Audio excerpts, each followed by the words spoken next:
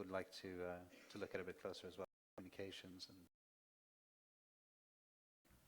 Yes, regarding access, so as I forgot to mention, but Mrs. Del Castillo mentioned that BEREC has issued a first opinion about the review in last December. And in this document, we have been treating 3 points.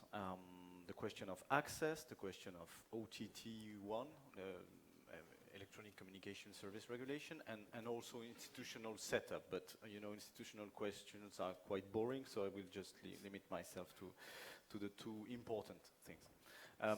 So regarding access, our point of view is that we need this flexibility. And actually,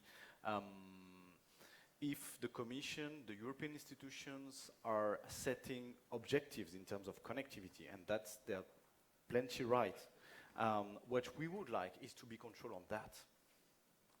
You know, management by objective. It's what we learn, you know, in management sessions. And for that, we need flexibility. So, for instance, the question of co-investment. Why not? I mean, co-investment can be a good option.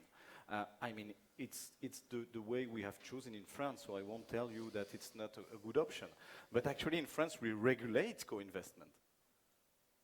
We regulate co-investment. There is no opposition between the two. So what we ask is just to get all the toolbox to find the good solution that give the maximum of visibility, previsibility to the sector. What is risky for investment, sorry, it is written in my speech, I didn't mention this important sentence. What is risky for investment is clearly not regulation, but regulatory uncertainty. So that's about access. And regarding electronic communication services, I think we broadly agree with the proposal from the Commission. Actually, we had previous exchanges and issued some technical document to help the Commission building its proposal. So we can discuss some details, maybe the distinction between services with number and without number. Maybe it's not the most clearer system in the world for end users. Maybe here again we could have imagined something with more flexibility, more objective oriented, but more or less, I mean, BEREC agrees with the proposal from the Commission with technical consideration and details that we have put in our opinion. Very good. We have a roving mic. Do we have any questions from the floor? There's Luc. And again, if you keep it to a question, that would be great. Thank you very much. I'm Luc Hendricks, the Executive Director of ECTA. And I want to remember that ECTA is the European Competitive Telecom Operators Association, so it's a big part of the industry as well.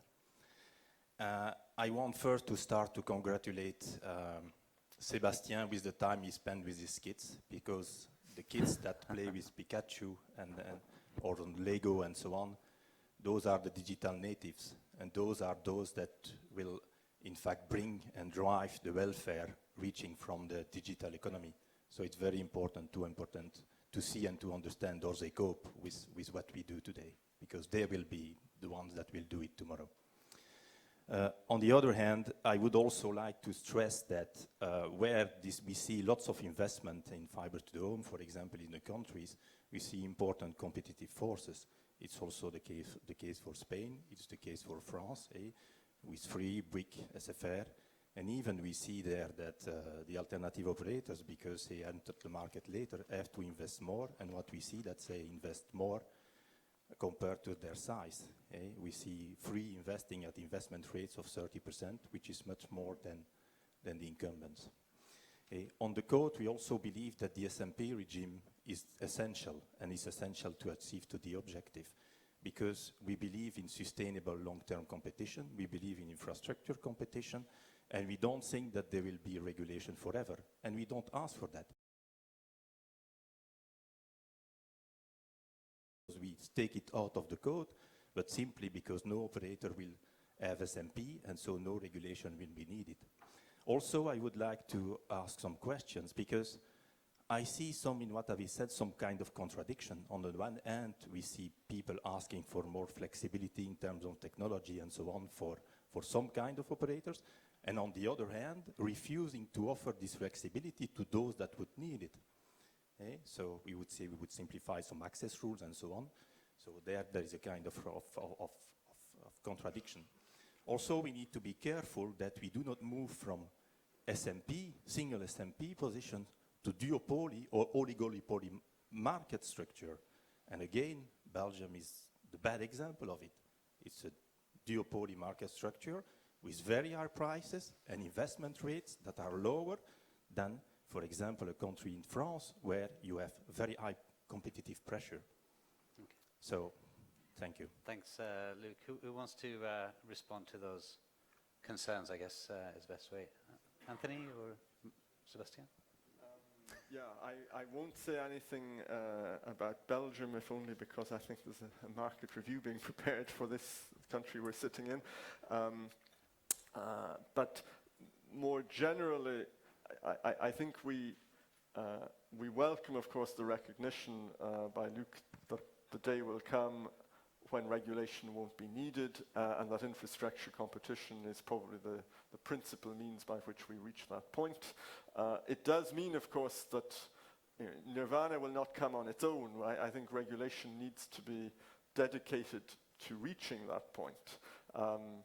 I don't think we are doing more in the framework than simply trying to put flesh on a principle that was already articulated in the 2009 framework but didn't really have much to go with it. So that in a way is our attempt to move the debate on in that respect.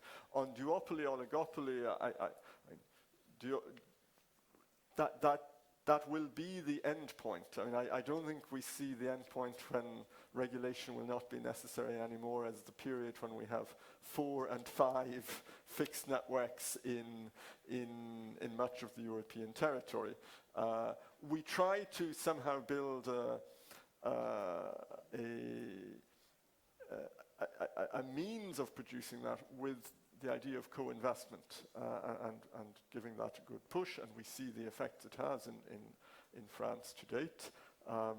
But we cannot assume that that will be the outcome everywhere. So if the end point is probably oligopoly in a best case scenario in most markets, then announcing already that oligopolies will also be subject to a more or less unconditional access regulation is effectively to say regulation will be there forever. That is something we would be cautious about.